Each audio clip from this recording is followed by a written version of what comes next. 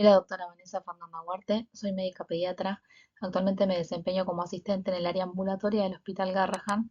En el día de hoy presentaré vasculitis en pediatría, que constituye la segunda clase del curso de Semiología 2024.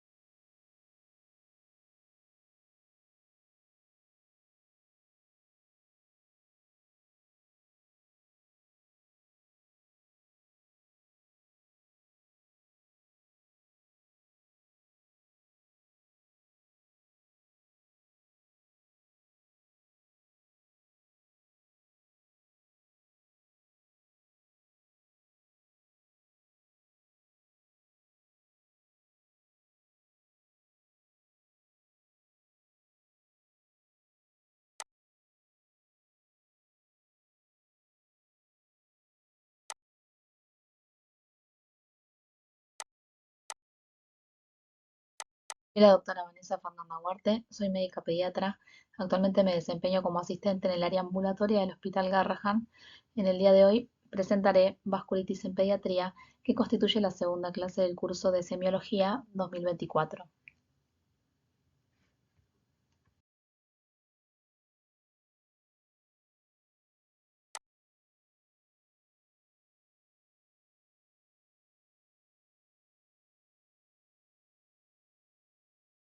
De garantizar orden y claridad de conceptos, la clase está dividida en definición de vasculitis, etiologías más frecuentes, clasificación actualizada, patogenia, síndromes clínicos y finalizaremos con la descripción breve de las vasculitis primarias más relevantes.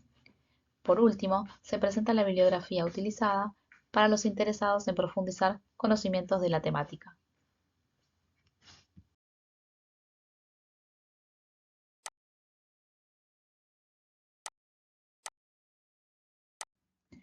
Las vasculitis son trastornos definidos por la presencia de inflamación en la pared vaso sanguíneo.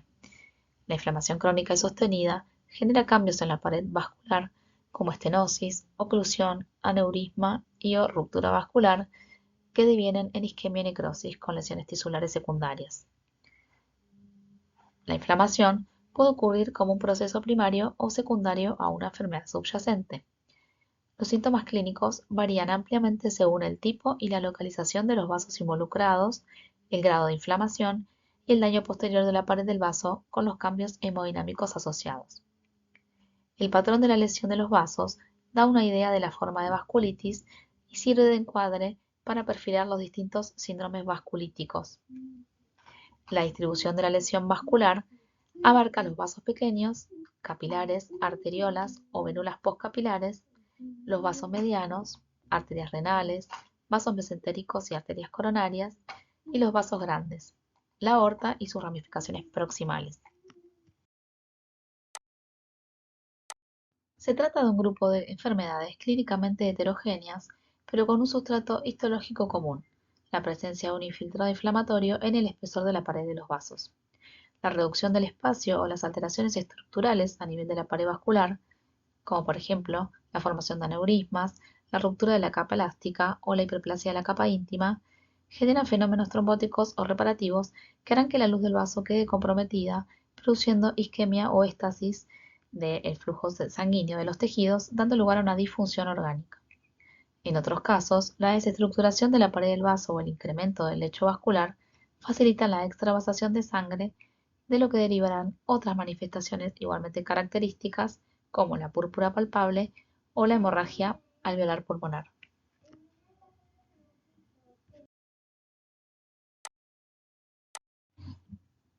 Las vasculitis varían desde cuadros relativamente benignos, que remiten espontáneamente, hasta enfermedades más graves con afectación sistémica. Suelen manifestarse como una enfermedad multisistémica heterogénea. Aunque algunas características, como la púrpura, son fácilmente identificables, otras, como la hipertensión arterial secundaria a la oclusión de la arteria renal o la glomerulonefritis, pueden ser muy sutiles. La clave para reconocerlas se apoya fuertemente en el reconocimiento del patrón. Para confirmar el diagnóstico es necesario demostrar la lesión de los vasos y la inflamación en la biopsia de tejido. Se excluyen los procesos en los que los infiltrados inflamatorios se disponen alrededor del vaso, patrón perivascular, hallazgo patológico frecuente en las formas infecciosas principalmente, o infiltrados inflamatorios perivasculares en los que la pared vascular está afectada por infiltrados celulares de origen no inflamatorio, por ejemplo, infiltración neoplásica. Vasculitis son poco frecuentes en niños. La incidencia varía de 12 a 53 casos por 100.000 niños menores de 17 años. La vasculitis por inmunoglobulina A o púrpura de Schönlein-Henoch es la vasculitis más común, seguida de la enfermedad de Kawasaki. La causa de la mayoría de las vasculitis es desconocida, aunque es probable que una interacción compleja entre factores ambientales y respuestas heredadas del huésped desencadenen la enfermedad y determinen el fenotipo de vasculitis.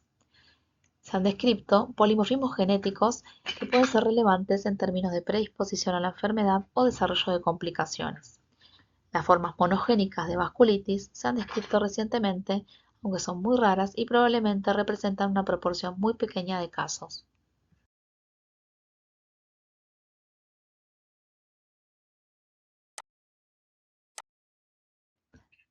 La clasificación de las vasculitis es dificultosa debido a que junto a entidades clínico-patológicas bien definidas, existen numerosas formas de solapamiento.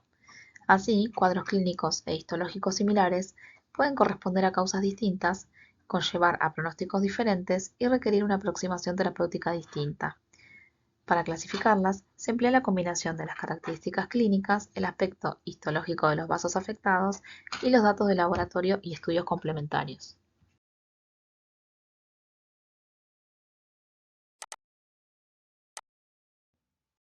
En el año 1992, se reunieron en Chapel Hill, Carolina del Norte, un comité de expertos con el objeto de consensuar una denominación común para las vasculitis sistémicas, en función del tamaño del vaso afectado. El motivo principal fue tratar de estandarizar las definiciones y los términos diagnósticos que hasta entonces se venían aplicando a las vasculitis. La clasificación que de allí surgió se resume en la tabla expuesta. En la misma se incluye la categoría de vasculitis de vasos variables, vasculitis de un solo órgano, vasculitis asociada a enfermedad sistémica y vasculitis asociada a una probable etiología. Las vasculitis asociadas a anticuerpos anticitoplasma de neutrófilos y las vasculitis por complejos inmunitarios son subcategorías de vasculitis de pequeños vasos que reflejan un conocimiento más reciente de los mecanismos patogénicos subyacentes.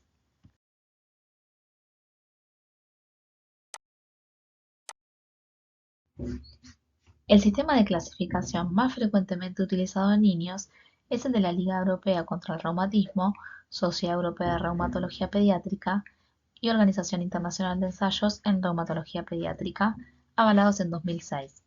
La clasificación general para vasculitis se basó en el tamaño del vaso involucrado.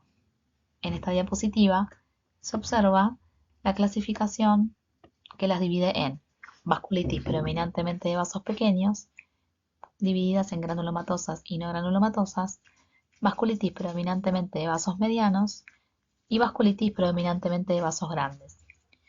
En el último apartado se encuentran las otras vasculitis, como la enfermedad de Behçet, la vasculitis secundaria a infección, cáncer y fármacos, y la vasculitis asociada con otras enfermedades del tejido conectivo.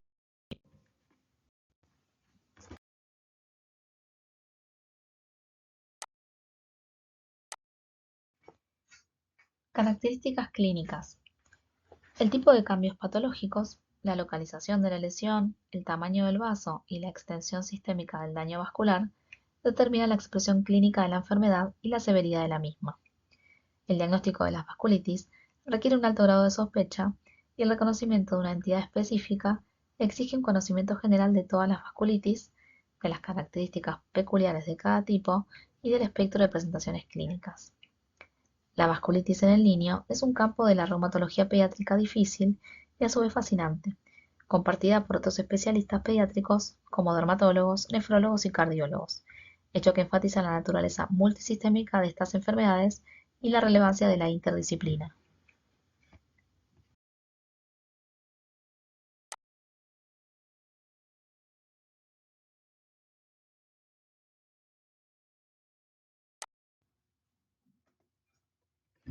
Las vasculitis comparten algunos signos y síntomas comunes y las manifestaciones iniciales suelen ser semejantes y dependen del órgano o sistema afectados.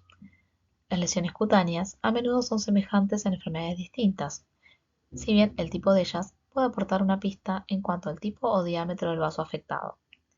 La piel es un órgano importante que se afecta a muchos síndromes vasculíticos como primera manifestación y por tal motivo sirve de orientación diagnóstica. Es muy difícil pasar a especificar los síntomas generales que en ocasiones van a ser inespecíficos, como la fiebre, astenia, anorexia, pérdida de peso, debilidad o fatiga. Puede existir también la presencia de artralgias, mialgias o artritis, afectación renal con nefritis, hipertensión arterial o infarto renal, a nivel pulmonar, hemorragias pulmonares, nódulos, infiltrados o cavidades, sinusitis, otitis, iritis o condritis. Estos síntomas se refieren al contexto general del proceso, pero es el clínico quien debe buscar la combinación de estos signos para plantear el diagnóstico de presunción.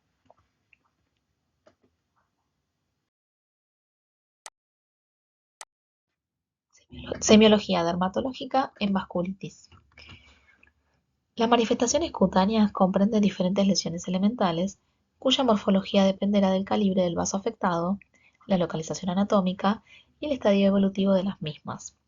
Las lesiones dermatológicas elementales más frecuentes en vasculitis son las máculas o pápulas purpúricas, también llamada púrpura palpable, secundarias a la afectación de vasos dérmicos de pequeño calibre. Pueden existir ampollas de contenido hemorrágico, pústulas, placas de aspecto urticarial o anular, o nódulos de profundidad variable que pueden llegar a ulcerarse. Estos nódulos pueden asociarse al líquido reticular y traducen un daño en los vasos de la dermis profunda e hipodermis. Todas estas manifestaciones son más frecuentes en los miembros inferiores debido probablemente a causas hemodinámicas.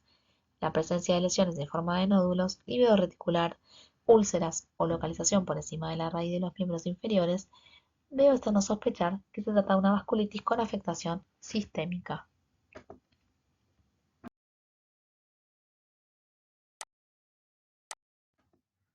Se describen de forma sintética las principales vasculitis primarias.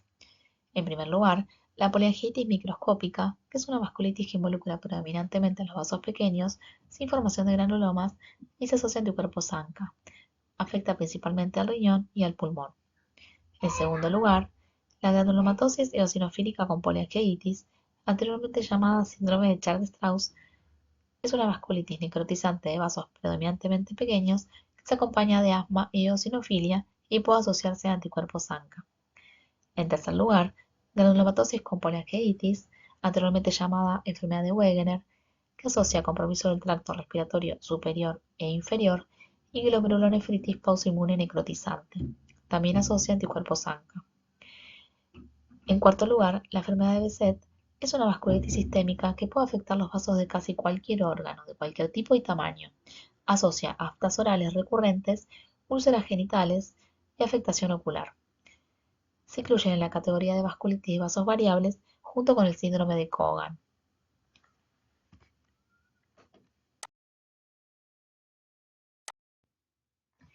Los niños poseen una mayor susceptibilidad a la inflamación vascular ante cualquier noxa externa en comparación con los adultos.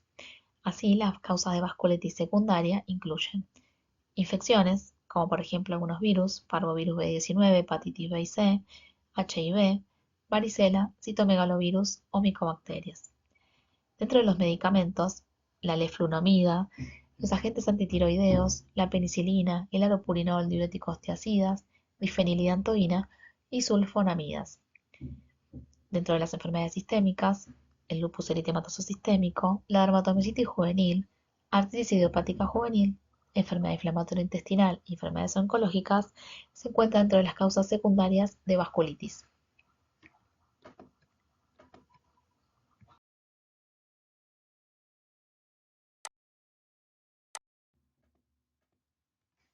Se han identificado afecciones monogénicas que pueden presentarse con vasculitis de piel y otros órganos.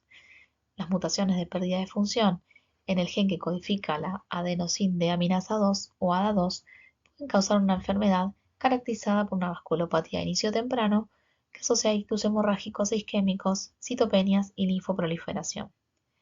Las mutaciones del gen que codifica el estimulador de los genes de interferón, STING, causan una enfermedad llamada vasculopatía asociada a STING, con inicio en la infancia, o SAVI, que se caracteriza por una inflamación sistémica de inicio temprano, vasculopatía cutánea e inflamación pulmonar. El síndrome Candle, que asocia dermatosis neutrofílica atípica crónica con lipodistrofia y temperatura elevada, puede presentarse con dermatosis neutrofílica que puede simular una vasculitis cutánea. En este caso, este síndrome se ha relacionado con mutaciones en la ruta del proteosoma.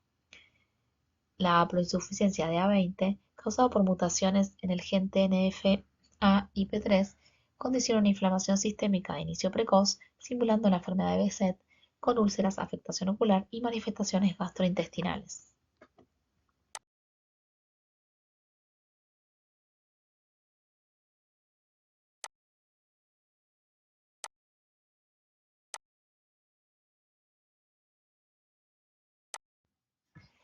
Uno de los puntos de partida para explicar la patogenia de las vasculitis podría ser la relación que tienen los inmunocomplejos con la pared de los vasos. La misma es el órgano diana de la lesión en las vasculitis sistémicas y típicamente se encuentra un gran infiltrado inflamatorio leucocitario con áreas de necrosis fibrinoide. En este complejo sistema, los complejos inmunitarios solubles se depositan en la pared del vaso y en sitios de mayor permeabilidad vascular. Otro mecanismo posible sería la lesión vascular mediada por anticuerpos. Las células endoteliales podrán ser células diana del ataque por anticuerpos específicos del antígeno o por linfocitos, y por otra parte podrán ser vulnerables por su función de reclutar linfocitos en los lugares de la inflamación. La patogenia de la vasculitis pudiera ser mediada por diversos mecanismos en tejidos diferentes.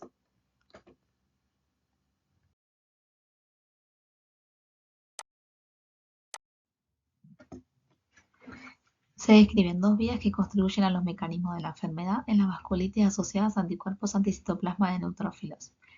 La vía clásica de los neutrófilos, esta vía causa vasculitis necrotizante, y la vía de células T adicional, que causa principalmente inflamación granulomatosa y promueve la vasculitis necrotizante. Las infecciones son el punto de partida de ambas vías, las cuales desencadenan la preparación de neutrófilos, la regulación positiva de las moléculas de adhesión en las células endoteliales y la expansión de las células T efectoras circulantes. Los neutrófilos preparados muestran una mayor expresión superficial del antígeno ANCA y moléculas de adhesión. Se activa el complemento, lo cual promueve aún más la degranulación de los neutrófilos, y todo esto se suma al desarrollo de la vasculitis necrotizante. Las células T de memoria efectoras expandidas no están suficientemente reguladas por las células T reguladoras, lo cual conduce a un desequilibrio en la homeostasis entre ambas, que resulta en una mayor liberación de citoquinas proinflamatorias que promueven la preparación de neutrófilos e impulsan la formación de granulomas.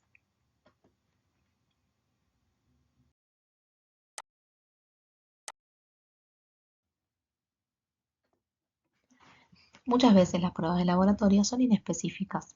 Aunque pueden reforzar la sospecha clínica, la presencia de adaptantes de fase agudo elevados, como la eritrosedimentación o la PCR, proteína C reactiva, la presencia de anemia, leucocitosis o eosinofilia también puede ayudar a arribar al diagnóstico. En ese caso, se podrá solicitar otras pruebas más específicas cuando hay sospecha de compromiso de un órgano o sistema determinado, como son pruebas de función renal, hepática, laboratorio hematológico, laboratorio con anticuerpos y complemento y serologías infecciosas.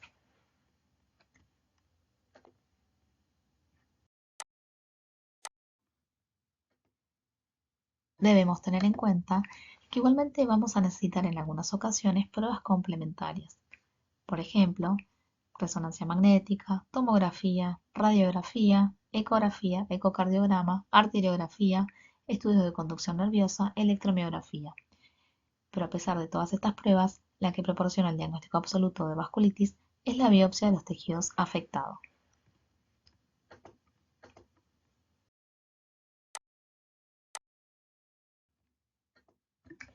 El diagnóstico deberá basarse en los signos clínicos y los criterios. El reconocimiento de una entidad específica exige un conocimiento general de todas las vasculitis, de las características peculiares de cada tipo y de la forma clínica que adoptan. A veces se presentan de forma insidiosa, con síntomas vagos e inespecíficos o bien con síntomas graves.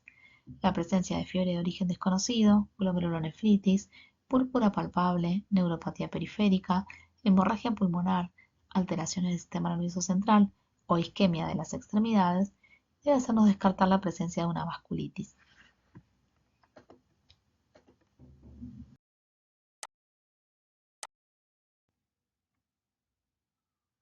El diagnóstico definitivo puede hacerse en tres fases conceptuales.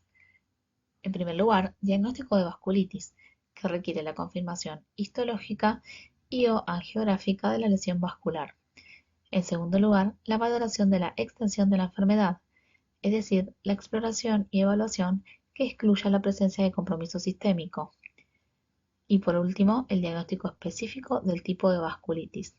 El mismo se basa en la combinación de manifestaciones clínicas, localización anatómica de la lesión y características histológicas. En otras ocasiones, debemos tener presente que los mismos hallazgos histopatológicos y anatómicos pueden conducir a diagnósticos distintos debido a las diferencias en la presentación clínica. El diagnóstico debe ser lo más preciso posible, excluyendo en primer lugar otras enfermedades que simulen vasculitis.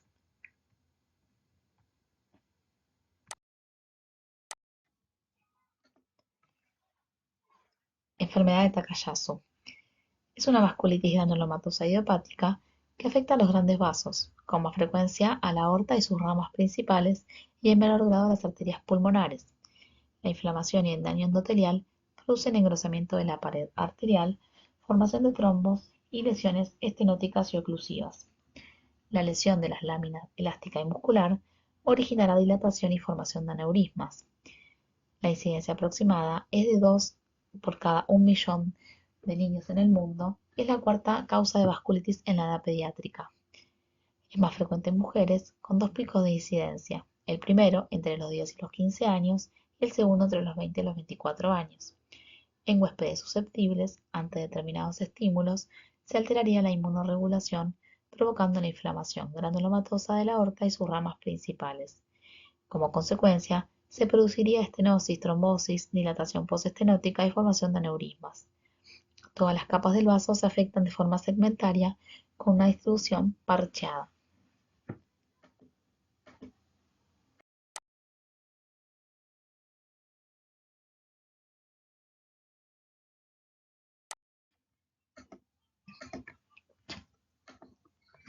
La enfermedad suele comenzar con una primera fase preestenótica y posteriormente una fase crónica en la que puede ocultarse un soplo característico sobre las arterias carótidas y subclavias.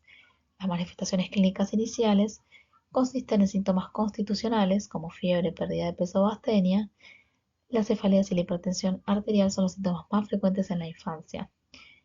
La estenosis de la arteria renal se manifiesta por hipertensión renal hiperreninémica y a nivel cutáneo podemos encontrarnos con presencia de lívido reticularis, púrpura, eritema nodoso, edema subcutáneo, urticaria, gangrena y úlceras. A nivel oftalmológico puede existir tortuosidad vascular, dilatación o shunts arteriovenosos y a nivel renal proteinuria hematuria, descenso del filtrado glomerular o síndrome nefrótico.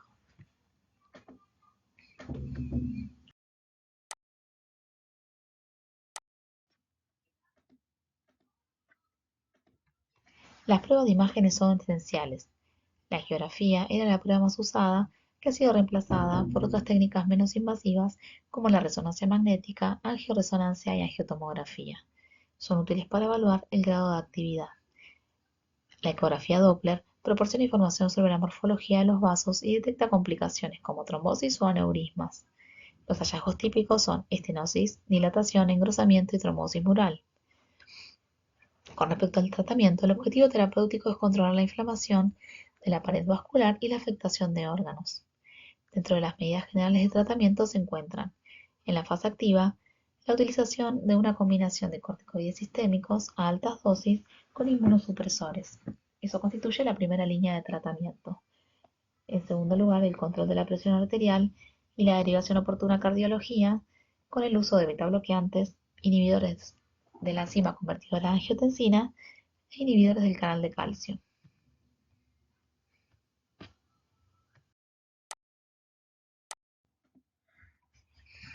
Vasculitis de vasos medianos, enfermedad de Kawasaki. La enfermedad de Kawasaki es una vasculitis aguda febril que afecta a vasos de mediano calibre con predilección por las arterias coronarias, lo que marca su morbimortalidad. Es la vasculitis más frecuente en la infancia, tras la púrpura de Schönlein-Henoch o vasculitis por IgA. Aunque su naturaleza limitada, puede desarrollar aneurismas arteriales coronarios con secuelas, por lo que constituye la principal causa de enfermedad cardíaca adquirida en la edad pediátrica en países desarrollados. Aunque la enfermedad de Kawasaki tiene una distribución mundial, predomina en niños asiáticos menores de 5 años y varones. La etiología de esta enfermedad sigue siendo desconocida. Existe cierto debate sobre la causa infecciosa centrada en el mecanismo de activación del sistema inmune a través de un antígeno convencional o un superantígeno. El diagnóstico se basa en la combinación de criterios clínicos y hallazgos de laboratorio.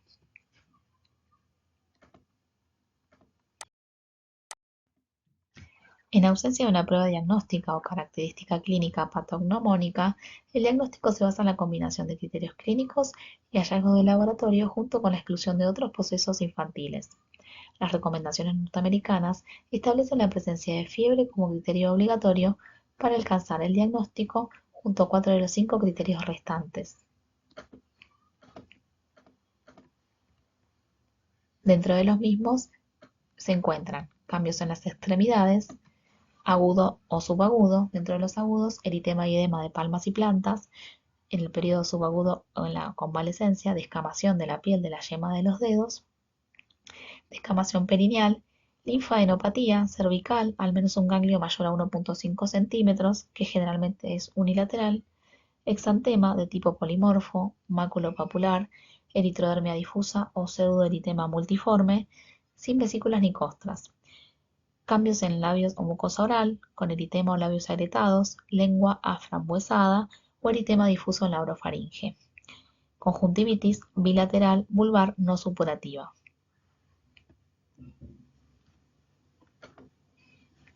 Otros hallazgos descriptos son marcada irritabilidad, dolor abdominal, vómitos y diarrea, distensión de la vesícula biliar, difusión hepática leve, artralgias y artritis, meningitis aséptica.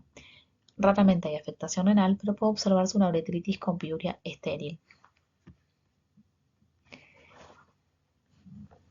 La forma incompleta puede diagnosticarse con menos de 4 de estas características si se detectan alteraciones típicas en las arterias coronarias. La forma atípica se identificaría ante síntomas poco habituales con un alto nivel de sospecha e evidencia de inflamación sistémica activa.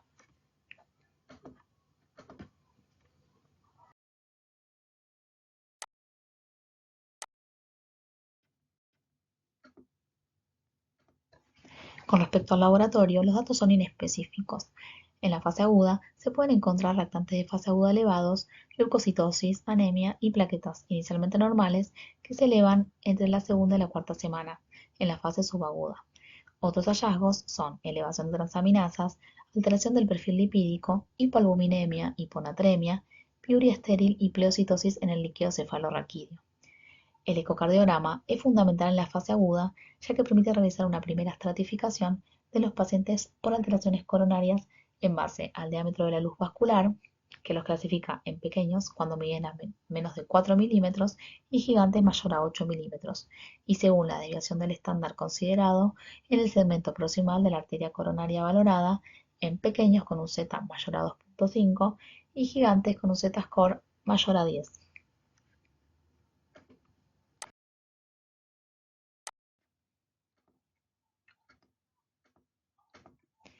El objetivo del tratamiento es controlar el proceso inflamatorio agudo para reducir la formación de aneurismas coronarios, administrando precozmente inmunoglobulina intravenosa y aspirina. Una vez pasada esta fase, el objetivo es reducir el riesgo de trombosis coronaria. La dosis de aspirina es de 50 miligramos kilo día durante 48 horas hasta que la fiebre se controle, mejore la clínica y los lactantes de fase aguda. A partir de ahí se reduce a dosis antiagregante que se mantiene hasta el control ecocardiográfico luego de la sexta semana. La dosis de inmunoglobulina endovenosa es 2 gramos kilo a pasar en 10 horas al diagnóstico o antes del 10º día del inicio, que es el periodo donde se observó mayor eficacia. Recientemente se recomienda la combinación de pulsos de metilprednisolona junto con la inmunoglobulina, en particular en pacientes identificados con resistentes a inmunoglobulina, es decir, fiebre persistente o inflamación mantenida, A pesar de haber recibido gamma globulina, niños con hallazgos de imagen al inicio, con aneurismas arterial coronario o periférico, dilatación coronaria llamativa y o manifestaciones extracoronarias, o pacientes con enfermedad grave que tienen mayor probabilidad de presentar aneurismas, en particular los niños más pequeños, con lactantes elevados refractarios a la gamma globulina, compromiso hepático, hipolvuminemia, síndrome hemofagocítico y o shock.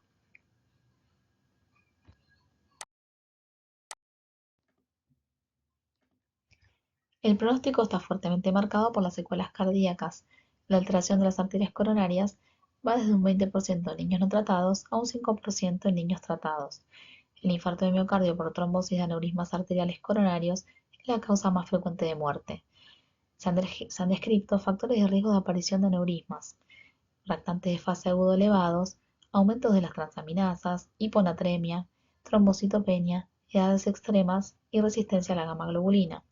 El seguimiento se basa en la estratificación del riesgo relativo de isquemia miocárdica, marcado por las mediciones ecocardiográficas coronarias en evaluaciones al diagnóstico a las 2 y a las 6 y 8 semanas del debut. El seguimiento a largo plazo ha demostrado resolución angiográfica del 50 al 70% de los aneurismas coronarios no gigantes a 1 o 2 años del debut.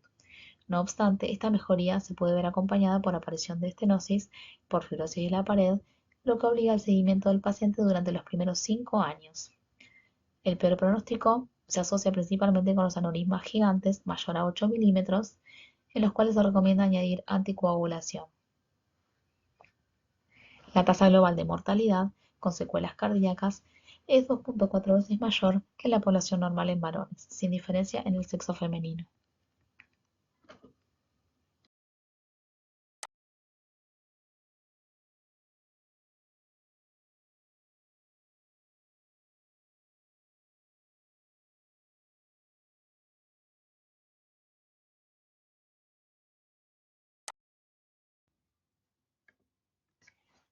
El término paranteritis nodosa se utiliza para la vasculitis primaria sistémica caracterizada y definida por cambios inflamatorios y necrotizantes en arterias de mediano y pequeño calibre con o sin nódulos aneurismáticos. Niños y adultos difieren en algunas características clínicas. La etiología es desconocida, aunque se cree que existen procesos infecciosos o inmunológicos que actuarían como desencadenantes. Presenta varios fenotipos, desde formas benignas hasta graves y con potencial riesgo vital. Además, se ha señalado la asociación de la paranteritis nodosa con diferentes enfermedades vasculíticas monogénicas. Ocurre con frecuencia similar en ambos sexos y la edad de comienzo está entre los 9 y los 11 años. En la imagen inferior se observan las manifestaciones clínicas con necrosis digital, fenómeno de Raynaud, una angiografía con aneurisma del tronco celíaco y la biopsia con periarteritis, necrosis fibrinoide de la media y destrucción de la lámina elástica.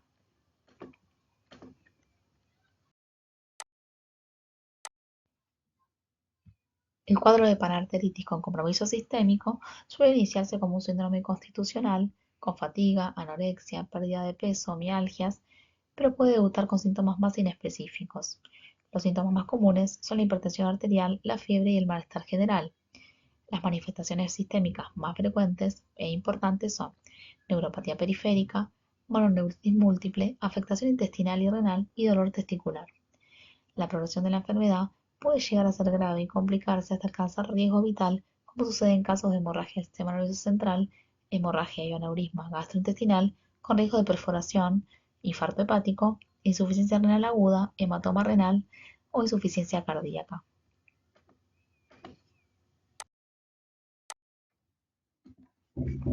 El diagnóstico de pancreatitis nodosa infantil se apoya fundamentalmente en la biopsia y o en la imagen, con visualización de anomalías arteriales, junto con la presencia de al menos 2 de los 5 criterios clínicos de clasificación.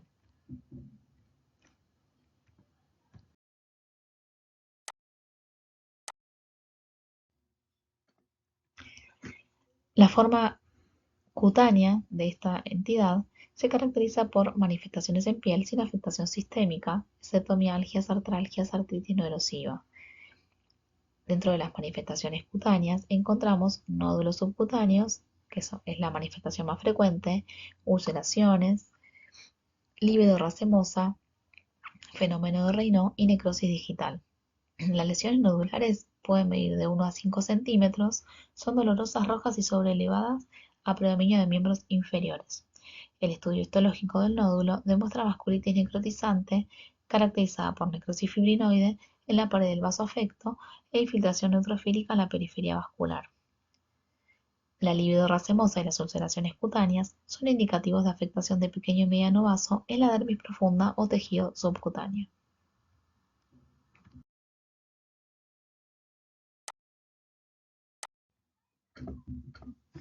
El laboratorio suele ser inespecífico. Las formas infantiles activas se caracterizan por anemia, lactantes de fase agudo moderadamente elevados, leucocitosis y trombocitosis. Entre los estudios por imágenes se detectan las anomalías arteriales, aneurisma y oclusión por angiografía o angioresonancia magnética. Los microaneurismas son difícilmente detectables por los mismos estudios. La angioresonancia magnética y la angiotomografía, además de mostrar anomalías arteriales, detectan áreas de isquemia o infarto de los órganos afectados. El tratamiento inicialmente se basa en dosis medias altas de glucocorticoides y en casos refractarios o graves se asocian agentes inmunosupresores como ciclofosfamida, metotrexate, micofenolato y azatioprina. Se utiliza la ciclofosfamida como agente inductor en remisión en casos graves con afectación del sistema nervioso central, compromiso mesentérico, renal o cardíaco.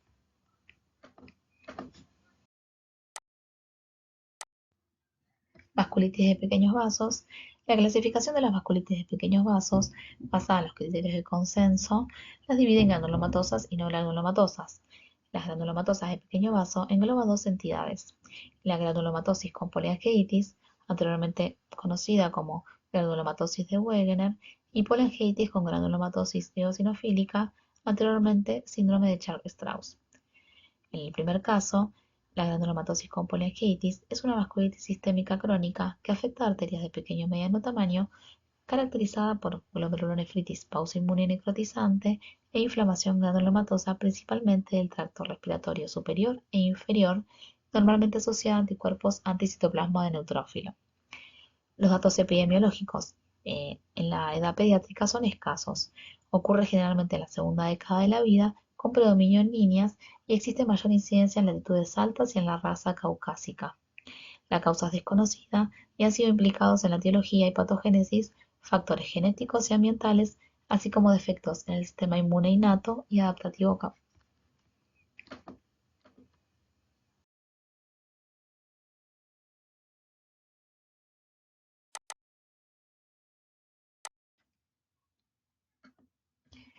Dentro de la clínica, la tríada de inflamación del tracto respiratorio superior, inferior y enfermedad renal es característico.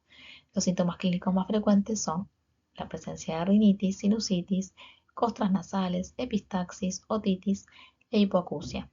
Las lesiones pulmonares más frecuentes son los nódulos con tendencia a cavitarse. La afectación renal puede ir desde anomalías urinarias aisladas hasta glomerulonefritis rápidamente progresiva. Puede presentar asimismo lesiones cutáneas como púrpura palpable, lívidos reticulares y nódulos. El diagnóstico se basa en la combinación de características clínicas, marcadores serológicos y hallazgos histopatológicos característicos. Dentro de los marcadores serológicos, los anticuerpos anticitoplasma de neutrófilos, y dentro de los hallazgos histopatológicos característicos, la presencia de granulomas necrotizantes del tracto respiratorio superior e inferior, vasculitis granulomatosa o necrotizante, predominantemente de arterias y venas de pequeño tamaño, y glomerulonefritis pausainmune necrotizante. Diagnóstico diferencial incluye infecciones, neoplasias, síndrome de Blau y en niños pequeños la enfermedad granulomatosa crónica. Las recomendaciones de tratamiento se adaptan a partir de ensayos clínicos en adultos y consenso de expertos. Se recomienda como tratamiento de inducción a la remisión una combinación de corticoides a altas dosis y ciclofosfamida.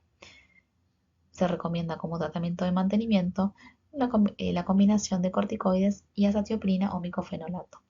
Como consecuencia de la enfermedad, los niños pueden presentar secuelas como perforación del tabique nasal, con deformidad en silla de montar y estenosis subglótica.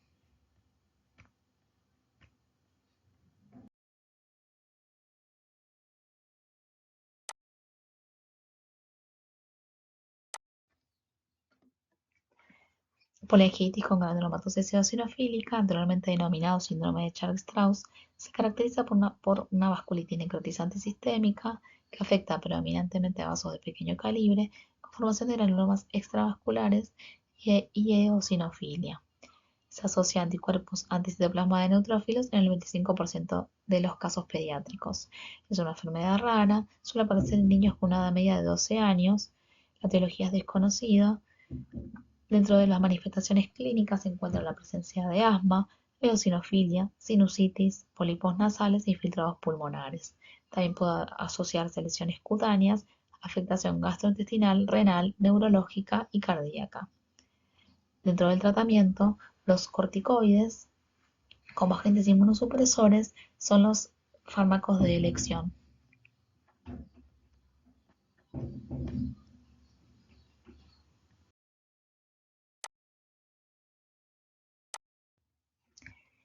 Dentro de la vasculitis de pequeños vasos no granulomatosas, eh, engloba 4 entidades: la púrpura de John-Lange-Henoch, la polegitis microscópica, la vasculitis urticarial hipocomplementémica y la vasculitis leucocitoclástica cutánea aislada.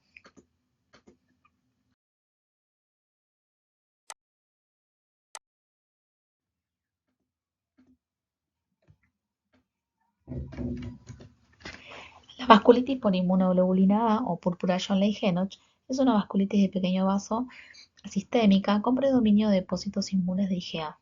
Se caracteriza por la tetrada de púrpura palpable, síntomas articulares, dolor abdominal y clínica renal.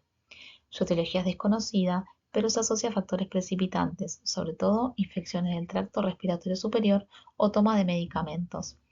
Es la vasculitis más frecuente de la infancia. Su incidencia es variable según las áreas geográficas. La edad promedio de presentación es de los 6 años y predomina en el sexo masculino. Es autolimitada, benigna, se resuelve de manera espontánea en 2 semanas en un tercio de los casos, 2 a 4 semanas en otro tercio y el resto en más de 4 semanas. El pronóstico a largo plazo está relacionado con el compromiso renal.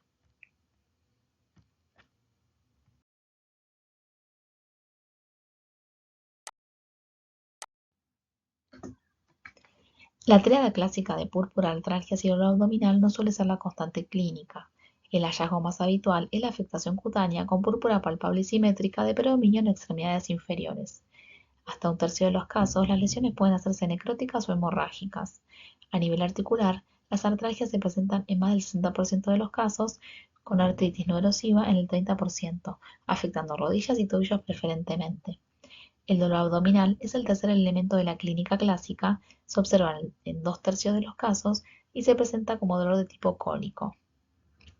La clínica renal aparece en un 40-80% de los pacientes, normalmente de forma leve. La micromaturia es el signo más frecuente, seguido de proteinuria, síndrome nefrítico o nefrótico. La afectación del sistema nervioso es rara y se puede presentar como deterioro del sensorio, convulsiones, déficit focal o pérdida visual. Otras manifestaciones excepcionales incluyen miocarditis, orquitis, hemorragia alveolar o epiescleritis.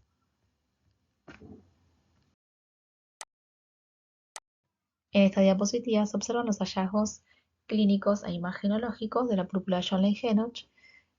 En la primera imagen, la presencia de púrpura palpable en la parte inferior de las piernas de ambos lados. La tomografía computarizada abdominal muestra edema del intestino delgado compatible con la presencia de vasculitis intestinal.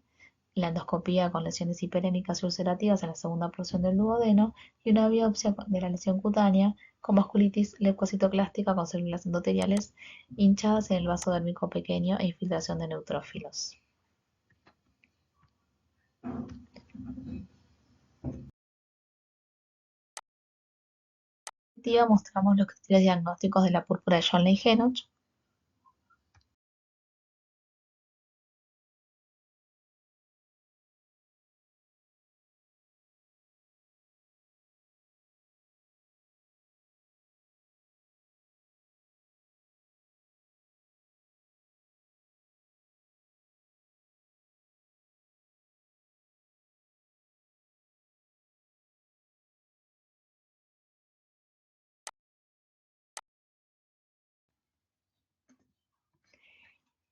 Las manifestaciones más benignas se manejan de forma sintomática con reposo de analgesia, evitando el empleo de antiinflamatorios no esteroideos en caso de clínica digestiva o renal. Alrededor del 50% de los pacientes precisarán tratamiento inmunosupresor con corticoides, que son útiles sobre todo en la artritis empleadas a dosis baja. El 90% de los pacientes que presentan compromiso renal lo desarrollan en los primeros 2 meses y el 97% dentro de los primeros 6 meses. El seguimiento debe extenderse durante el primer año de la presentación inicial, los primeros 2 meses con control semanal de la tensión arterial y análisis de orina, y luego espaciar mensual o cada 2 meses. Control urinario y monitoreo de la presión en la evaluación pediátrica habitual de los niños con ese antecedente. Se debe monitorear la función renal en los niños con anomalías urinarias. Si la proteinuria es persistente, la hipertensión también y hay insuficiencia renal, se derivará oportunamente a nefrología infantil. Los factores asociados a secuela renal son proteinuria mayor a 1,5 gramos al inicio, macrohematuria, hipertensión o proteinuria en la evolución de la enfermedad.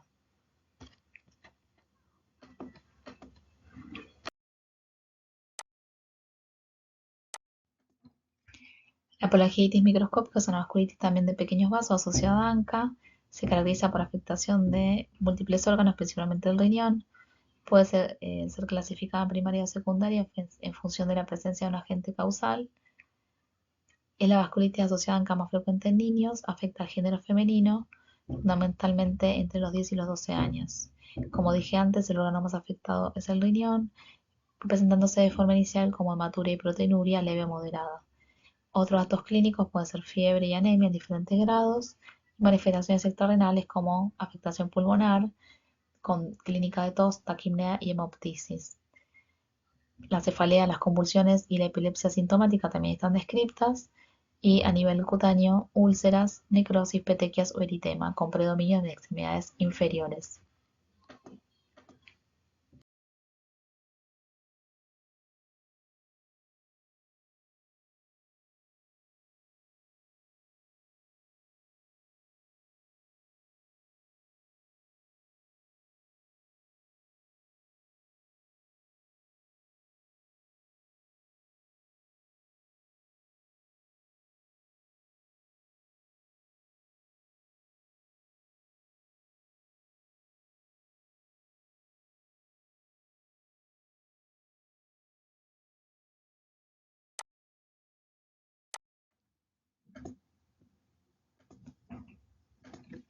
En los estudios analíticos, los anticuerpos anticitoplasma de neutrófilos son los marcadores específicos.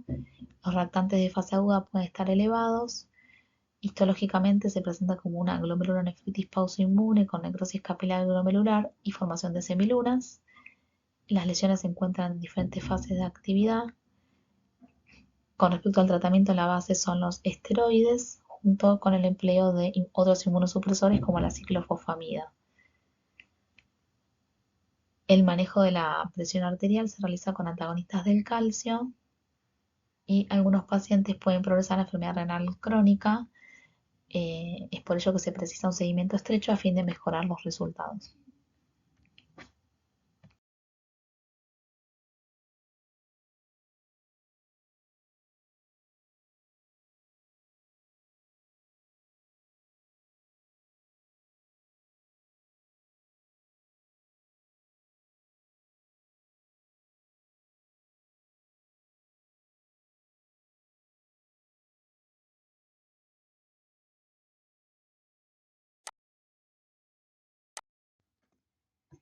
El síndrome de urticaria vasculitis también se considera una vasculitis de pequeño vaso, caracterizado por erupciones urticariales que persisten por más de 24 horas. Incluye 3 entidades diferentes: la vasculitis urticariforme normocomplementémica, la hipocomplementémica y el síndrome de vasculitis urticariforme hipocomplementémico o síndrome de McDuffie. Se define como un cuadro caracterizado por una erupción urticariforme de más de 24 horas de duración, que se acompaña de hipocomplementemia y anticuerpos anti-C1q.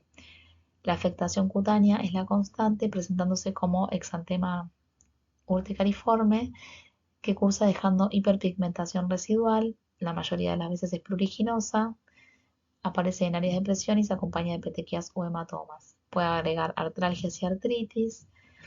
y conjuntivitis, epiescleritis o incluso uveitis.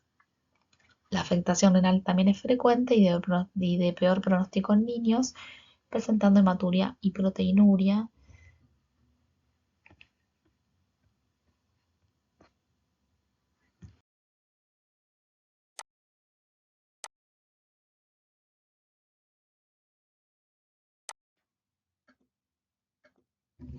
El diagnóstico se basa en demostrar la vasculitis leucocitoclástica en la biopsia dérmica. En la inmunohistoquímica se ven depósitos de inmunocomplejos y complementan las paredes vasculares. El tratamiento viene determinado por la gravedad del cuadro. En formas leves, el empleo de AINES y antihistamínicos puede ser suficiente, si bien no controla la formación de inmunocomplejos y tampoco alterar el curso de la enfermedad. En general se emplean esteroides asociados a otros inmunosupresores como la hidroxicloroquina, que es el fármaco de primera línea en casos de menor gravedad.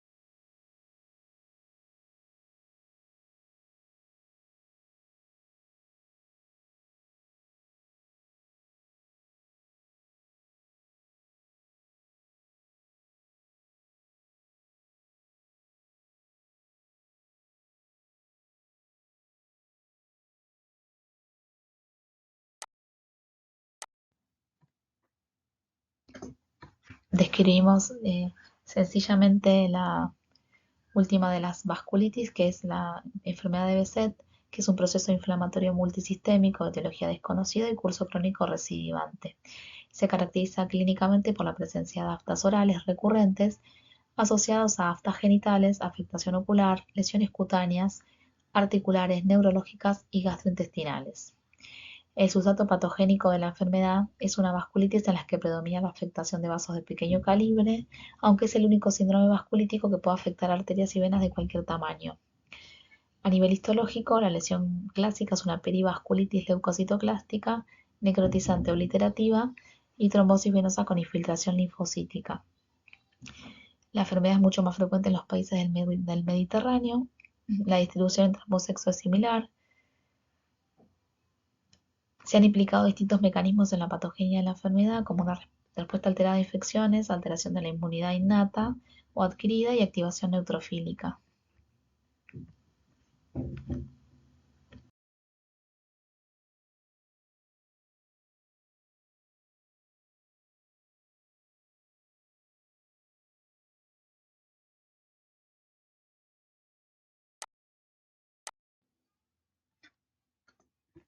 Cursa de manera habitual en forma de exacerbaciones y remisiones. La morbilidad se debe fundamentalmente a la afectación neurológica y ocular.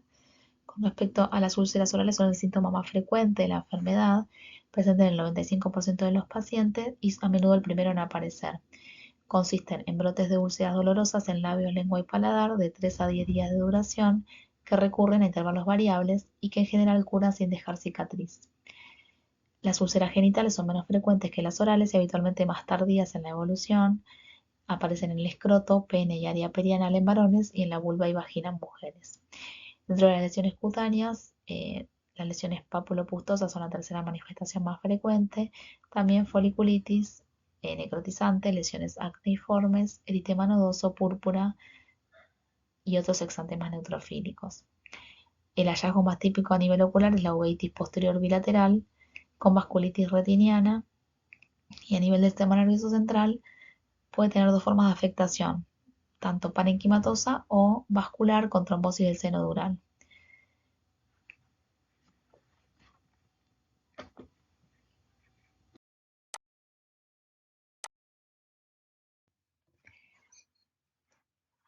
Otros compromisos pueden ser la afectación musculoesquelética con artritis episódica en forma oligo o poliarticular, que afecta predominantemente a rodillas, tobillos y muñecas, es asimétrica y no deformante.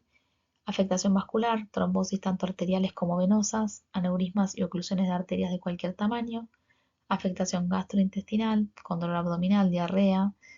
Las lesiones pueden afectar a todo el tracto gastrointestinal, pero son más frecuentes en ilion terminal y suelen consistir en úlceras profundas con tendencia a penetrar la pared intestinal y causar perforaciones. El diagnóstico debe realizarse en base a las manifestaciones clínicas. La aftosis oral recurrente es el signo característico y en el laboratorio pueden encontrarse elevación de reactantes de fase aguda.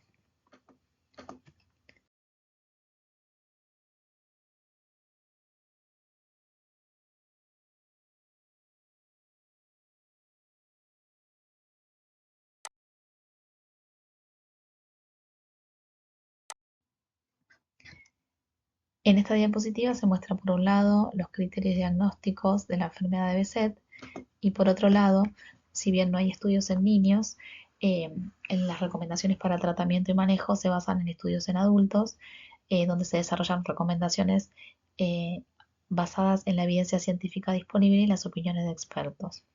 Para el tratamiento de las úlceras orales y genitales pueden emplearse medidas tópicas y durante la fase aguda también pueden ser útiles el uso de corticoides.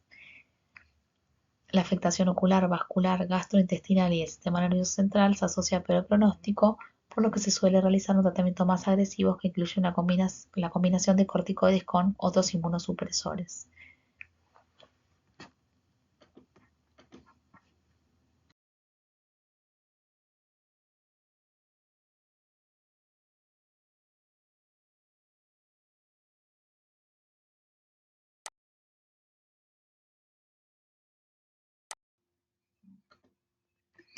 Para finalizar, se muestra un simple esquema de la importancia del manejo clínico e interdisciplinario en este tipo de patologías, donde resulta indispensable tanto el conocimiento, la sospecha diagnóstica y el seguimiento estricto de manera conjunta con las especialidades. Muchas gracias por la atención.